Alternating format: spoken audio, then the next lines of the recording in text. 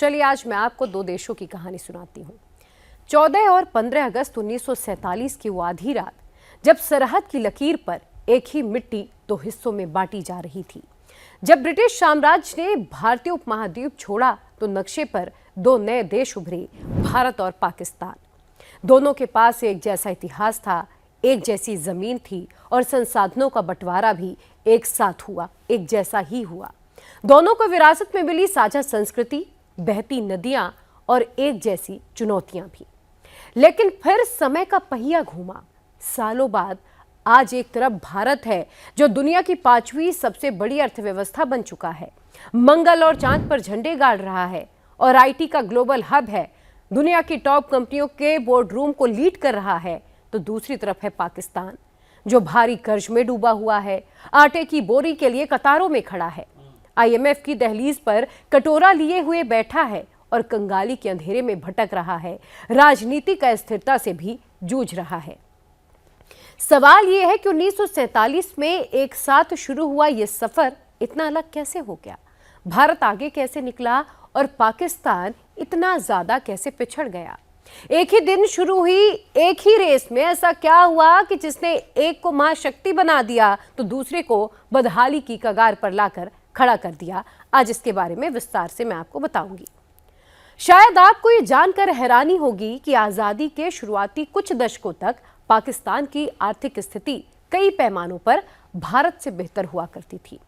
1960 से 1980 के दशक तक पाकिस्तान का पर कैपिटा इनकम यानी कि प्रति व्यक्ति आय जो थी वो भारत से ज्यादा हुआ करती थी। 1960 और 70 के दशक में पाकिस्तान की जीडीपी ग्रोथ रेट कई बार 6% से 8% के ऊपर भी गई। कारण था अमेरिका ने कोल्ड वॉर के दौर में पाकिस्तान को भारी मात्रा में वित्तीय और सैन्य मदद दी। कराची को एक टाइम ऐसा भी आया जब दक्षिण एशिया के सबसे आधुनिक शहरों में गिना जाने लगा था।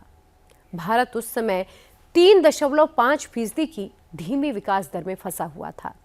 भारत ने क्लोज्ड इकोनॉमी चुनी थी, लाइसेंस राज का दौर हुआ करता था और देश उस वक्त फूड सिक्योरिटी के संकट से भी जूझ रहा था। इसके बाद आया 1965, जब सूखे और युद्ध के कारण भारत में अनाज की भारी कमी थी। अमेरिका से मिलने वाले गेहूं पर अनिश्चितता बनी हुई थी और उस समय देश में एक प्रयोग हुआ।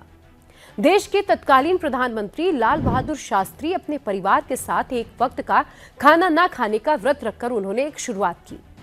उनके आह्वान पर पूरा देश अपनी स्वेच्छा से सप्ताह में एक दिन, विशेषकर सोमवार की शाम को चुना गया जब उपवास रखने लगा, जिसे शास्त्री व्रत भी कहा गया।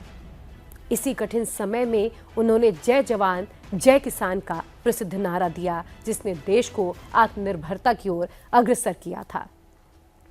भारत भले ही धीमा था, लेकिन उसने अपने लोकतंत्र, आईआईटी, आईआईएम और इंस्टीट्यूशंस को मजबूत करना शुरू कर दिया था। 1990 का दशक इस पूरी कहानी का सबसे बड़ा टर्निंग पॉइंट साबित हुआ। भारत का 1991 में एलपीजी रिफॉर्म यानी कि लिबरलाइजेशन, प्राइवेटाइजेशन और ग्लोबलाइजेशन।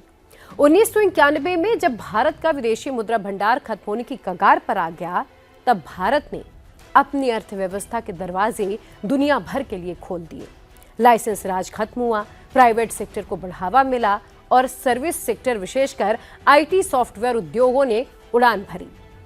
वहीं दूसरी तरफ पाकिस्तान ने अपने उद्योगों का विविधीकरण यानी कि डाइवर्सिफिकेशन है वो नहीं किया। वो सिर्फ कपड़ा यानी कि टेक्सटाइल्स और कृषि पर ही निर्भर रहा। सबसे बड़ी बात यह कि पाकिस्तान ने एजुकेशन और रिसर्च के बजाय डिफेंस पर अपनी जीडीपी का एक बड़ा हिस्सा खर्च करना जारी रखा।